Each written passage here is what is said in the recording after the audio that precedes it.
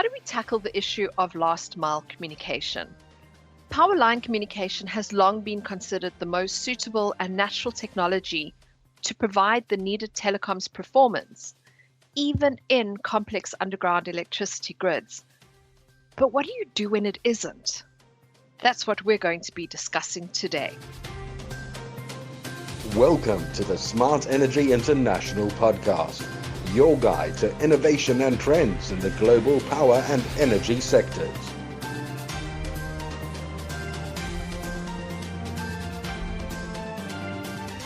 Hi, I'm Claire Falkveen, your host for today's episode about the Prime Alliance hybrid solution. The Prime Alliance is an alliance of technology manufacturers and utilities focused on providing technology solutions for the smart grid, utilizing an open, interoperable, and reliable communication technology. I'm joined by Prime Alliance members Alfredo Sanz, Technical Fellow on Smart Energy Systems and Software at Microchip Technology, and Azir Yano, R&D Manager from ZIV Automation, to talk about this next step in the Prime Alliance journey.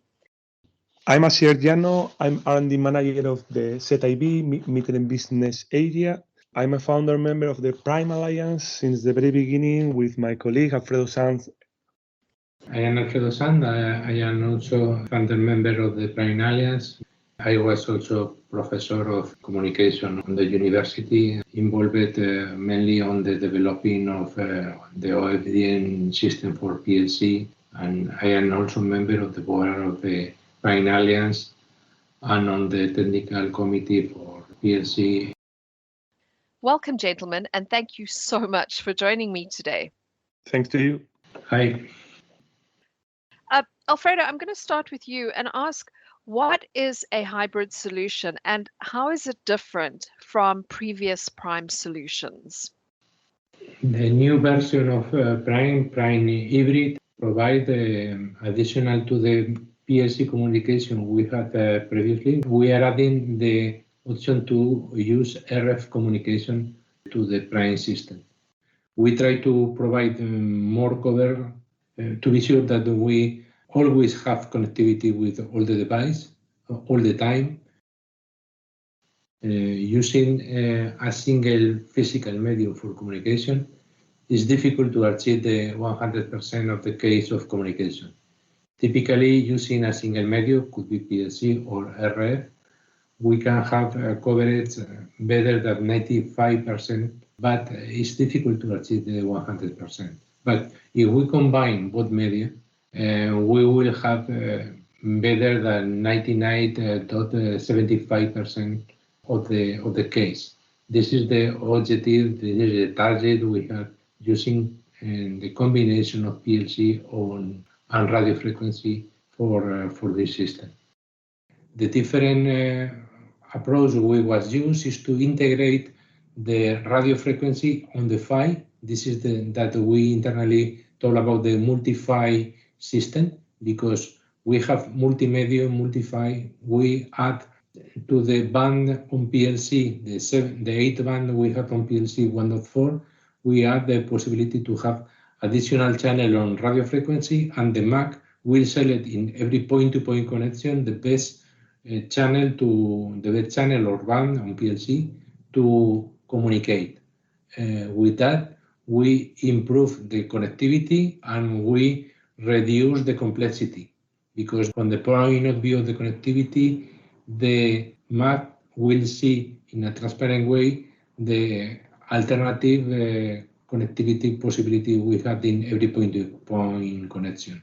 So it sounds like this is a fairly significant kind of addition to that 100% coverage.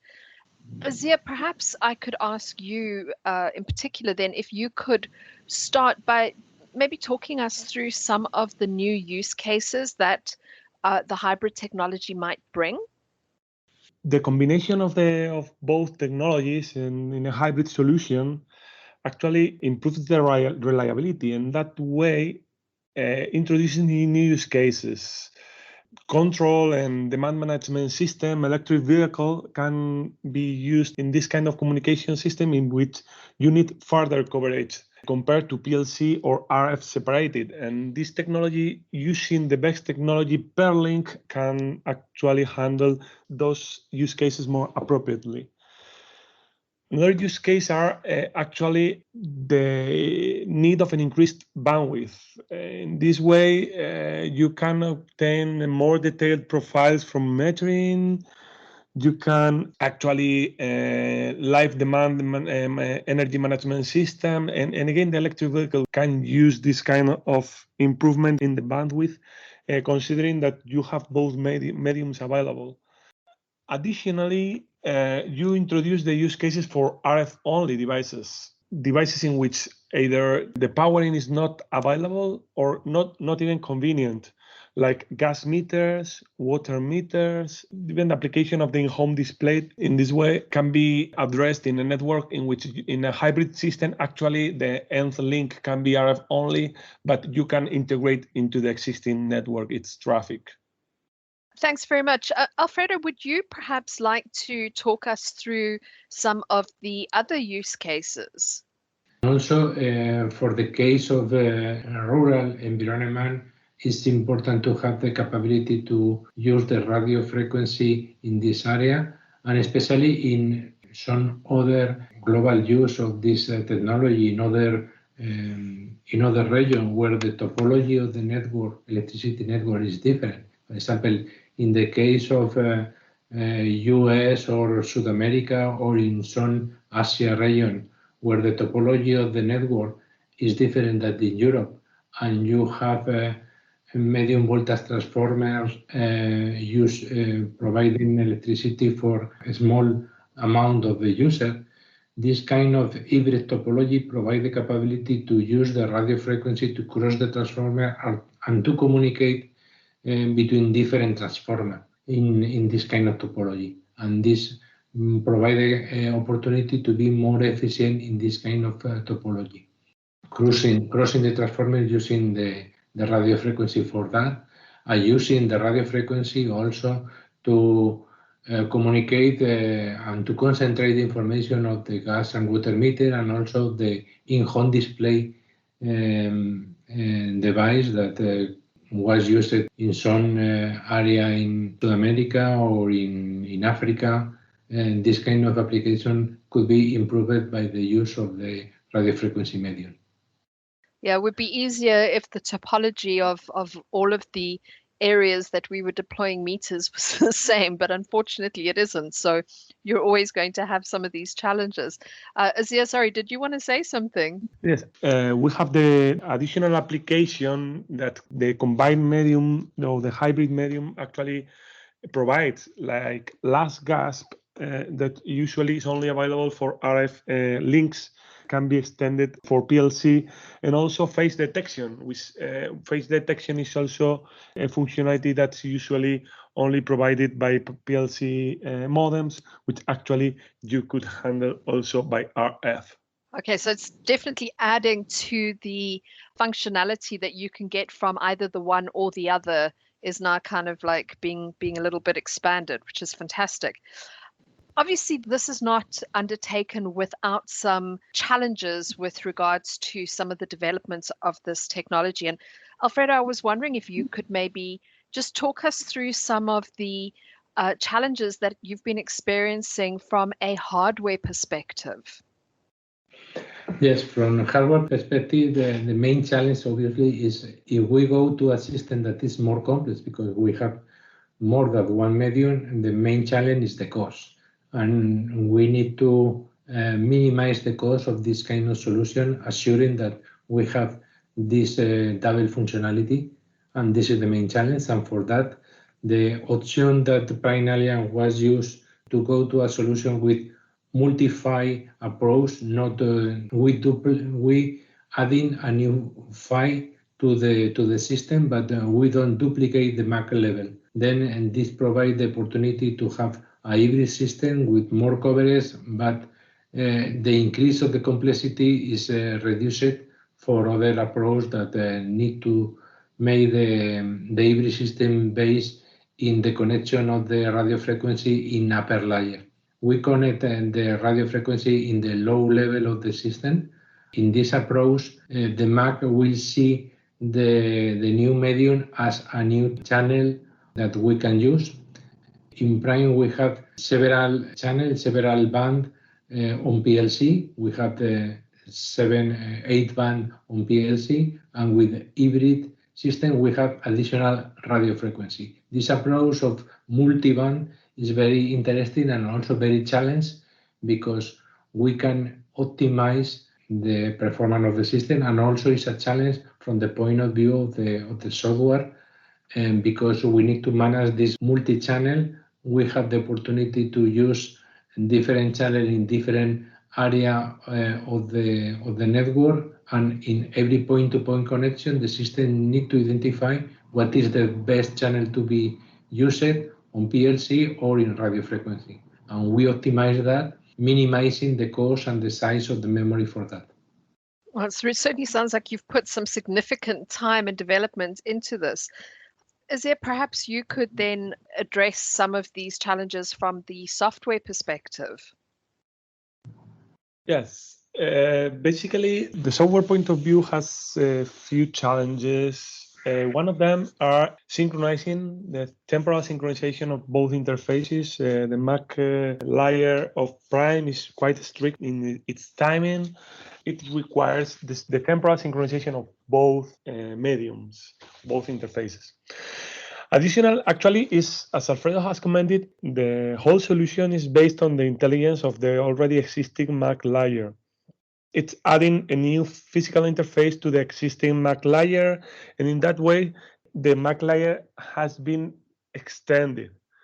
Actually, it has been extended in a pretty natural way because the Mac layer was already pretty flexible.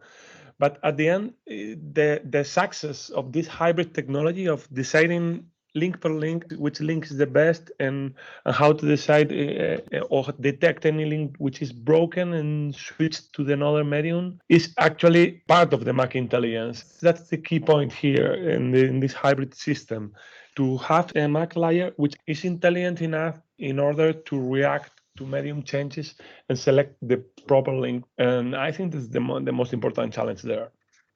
With the ability of the Mac layer to identify the change in channel, that obviously has an implication cost-wise in terms of the rollout of the communication.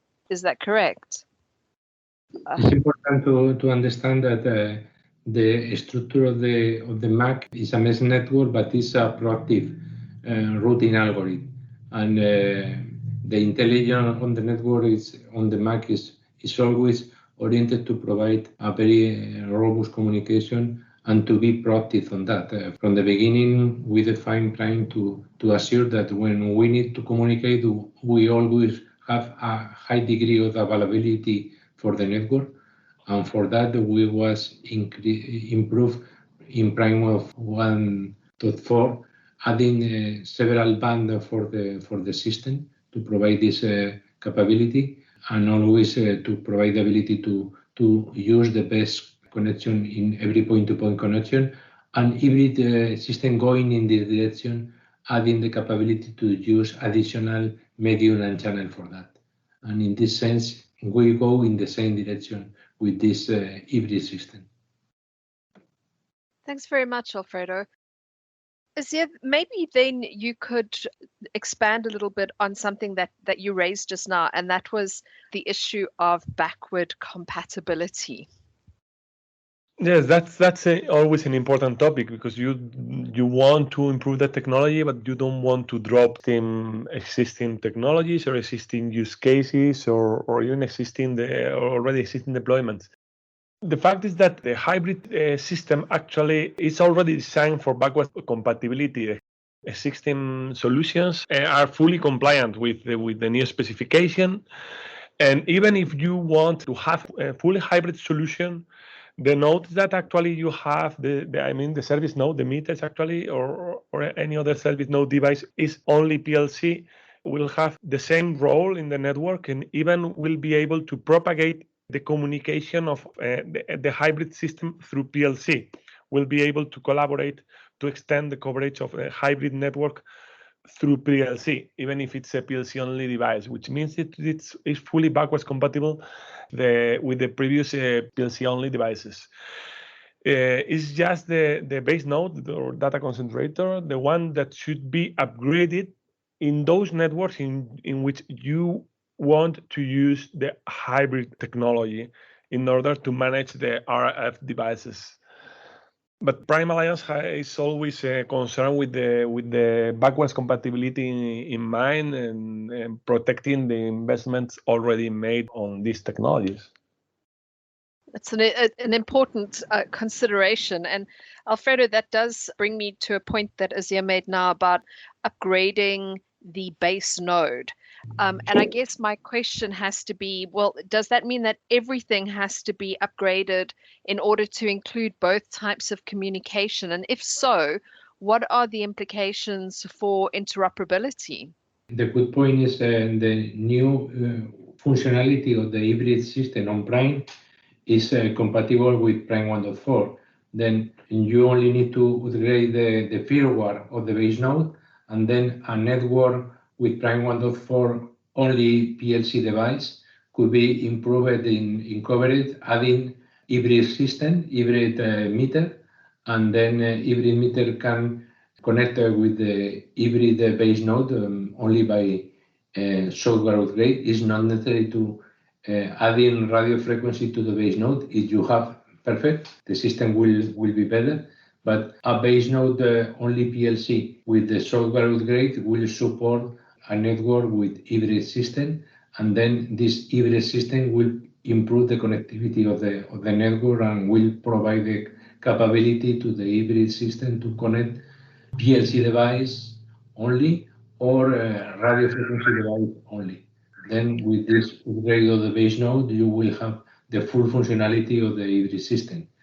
And on the interoperability, we have the experience of Prime Alliance on the interoperability by the certification process, and we will provide the certification tools for the hybrid system to assure that all the hybrid systems are interoperable in the same way that we have for PLC only. This is a truly remarkable offering. So, Alfredo, that brings me to my next question is, well, when is this opportunity or device going to be available? The hybrid system was designed based on devices that are available now on the market. That we was do is to define a system that using existing physical device, and by the upgrade of the software we can integrate on the Prime system, and then for that we can reduce the time to go to the market, and also for the certification process. Now the developer of the hybrid system, we are working on this, and then on this year we will have field tests, and also we will have certification tools to provide certification process by external laboratory to the manufacturer of the hybrid system. Then we can go on the market with this process in this year.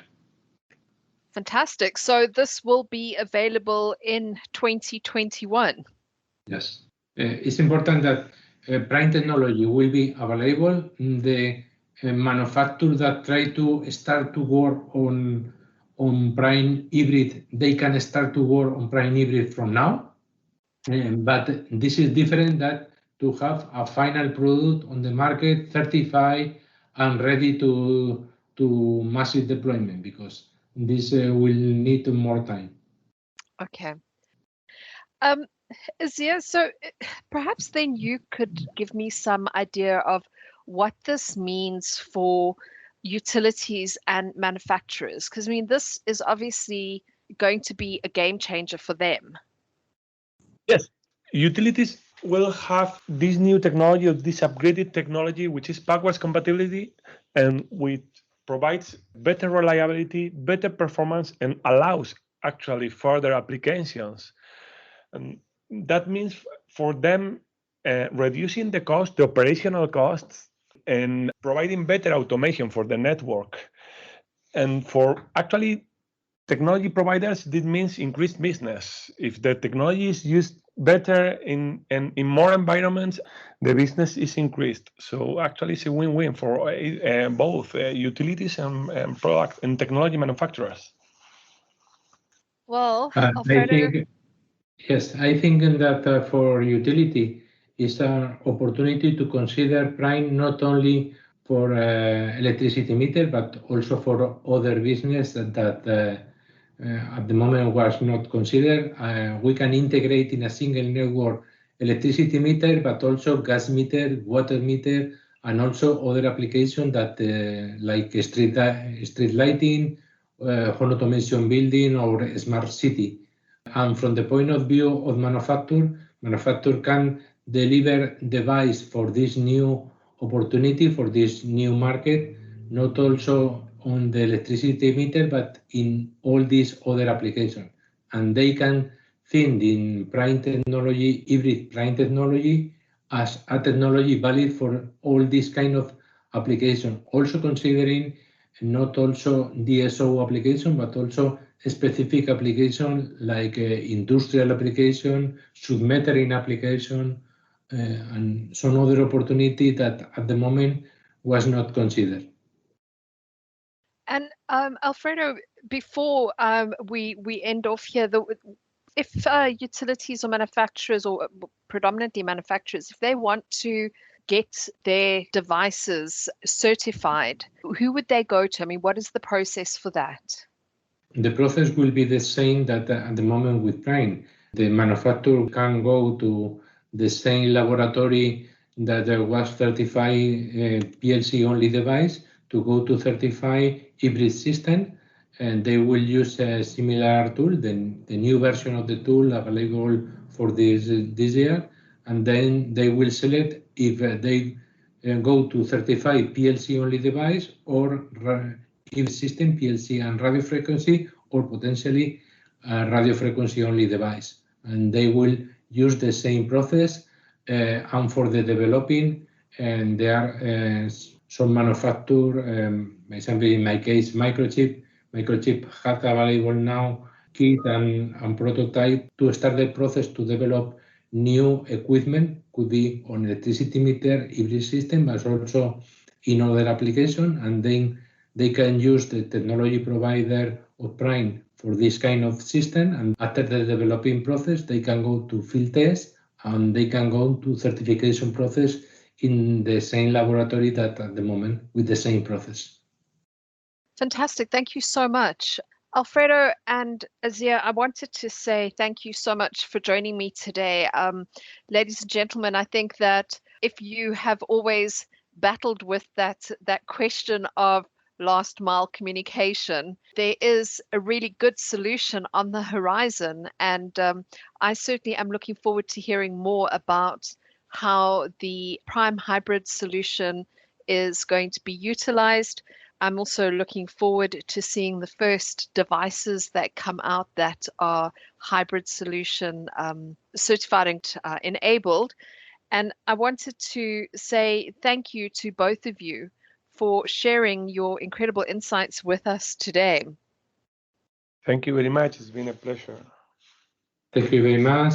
I recommend that the manufacturer consider Prime hybrid system as new technology for improved technology, massive proven technology, not only for electricity meter, but for a lot of other applications that could be open with this hybrid system. Alfredo, thank you very much. I couldn't have said it better. So from me, Claire Falkvane, thank you for joining us on the Smart Energy International podcast. This episode is brought to you in partnership with the Prime Alliance. For more podcasts, you can visit the Smart Energy International website at smart-energy.com. Be sure to tune in again for more conversations and insights into the things that really matter to our industry. Until next time, I'm Claire Falkvane, and you've been listening to the Smart Energy International podcast.